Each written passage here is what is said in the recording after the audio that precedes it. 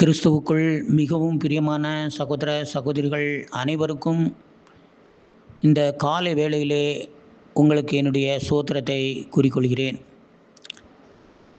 இந்த மே மாதம் 1ஆம் தேதியை நாம் காண்கிறோம். ஆனால் தேசங்களில் அமைதி இல்லை. எங்கு பார்த்தாலும் துக்கமான செய்திகள் கேட்டுக்கொண்டிருக்கிறது. இருந்தும் கர்த்தர் இதுவரைக்கும் நம்மளை பாதுகாத்து வழிநடத்தி வந்திருக்கிறார். இன்று கர்த்தர் நமக்கு கொடுக்கும் வார்த்தை என்னவெனில், எண்ணில் நிலைத்திருங்கள். யோவான் எழுதின சுவிசேஷம் 15ஆம் அதிகாரம் அதிலே 4ஆம் வசனம் முதல் 7ஆம் வசனம் வரைக்கும் நாம் படிப்போமானால், எண்ணில் நிலைத்திருங்கள், நானும் உங்களில் நிலைத்திருப்பேன்.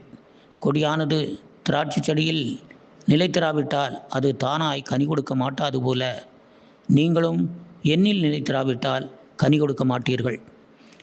கீழே எழுதப்பட்டிருக்கிறது, ஒருவன் எண்ணில் நிலைத்திராவிட்டால் பலந்தராத கொடியை நெருப்பிலே போடுவது போல நம்முடைய விசுவாசமும் அப்படியே காணப்படும். பிரியமானவர்களே, நம்முடைய வாழ்க்கையில் வெற்றி தோல்விகள் வந்தாலும் கர்த்தருக்குள் நிலைத்திருக்க வேண்டும். நம்முடைய வேலைகள், நம்முடைய தொழில்கள், நம்முடைய பிள்ளைகளை குறித்தான சிந்தனைகள், நமக்கு உண்டான சுகவீனங்கள், நம்முடைய காரியம் நடக்குமா நடக்காதா என்ற சிந்தனை, நம்முடைய விசுவாச வாழ்க்கை குறைந்து காணப்படுமானால், வேதம் வாசிப்பது, ஜெபிப்பது குறைபட்டு போகுமானால், கர்த்தர் சொல்கிறார், மகனே மகளே, எண்ணில் நிலைத்திரு என்று, உன் காரியம் வாய்க்கும் என்று சொல்கிறார். நீதிமொழிகளின் புஸ்தகம் அதிலே 3ஆம் அதிகாரம் 5-6 வசனங்களை நாம் படிப்போமானால், எண்ணில் நிலைத்திரு, உன் பாதைகளை செவ்வைப்படுத்துவார். சாது சுந்தர் சிங் என்ற தேவ மனிதன், அவர் மிஷினரியாக புறப்பட்டு வந்தார் என்று சொல்லப்படுகிறது. இயேசுவை ஏற்றுக்கொண்டதின் நிமித்தம் அவர் வீட்டை விட்டு துரத்தப்பட்டார். இருந்தும் பல போராட்டங்களை கர்த்தருக்காக சகித்தார். வேதத்தை கையில் எடுத்துக்கொண்டு தன்னுடைய 19வது வயதில் ஊழியத்தை செய்ய திபெத் நாட்டை நோக்கி பயணித்தார். அந்த நாடு ஒரு புத்த மதத்தை சார்ந்த நாடு. அந்த நாட்டில் சுவிசேஷத்தை சொன்னதின் நிமித்தமாக இவரை கொலை குற்றம் சாட்டப்பட்டு ஒரு பாழடைந்த கிணற்றிலே கொண்டு போய் போட்டுவிட்டார்கள். கொலைக்கு நியமிக்கப்பட்டவர்களுக்கு இதுபோல தண்டனை.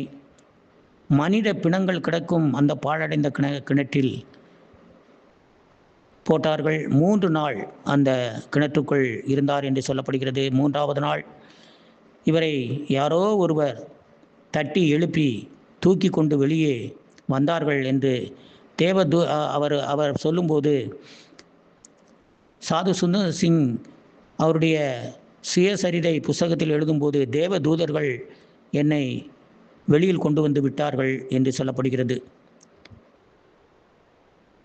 பிறகு சாது சுந்தர் சிங் பல இடங்களுக்கும் சென்று பல லட்சக்கணக்கான மக்களை சந்தித்து ரட்சிப்புக்குள் வழி நடத்தினார். நாம் என்ன செய்து கொண்டு இருக்கிறோம்?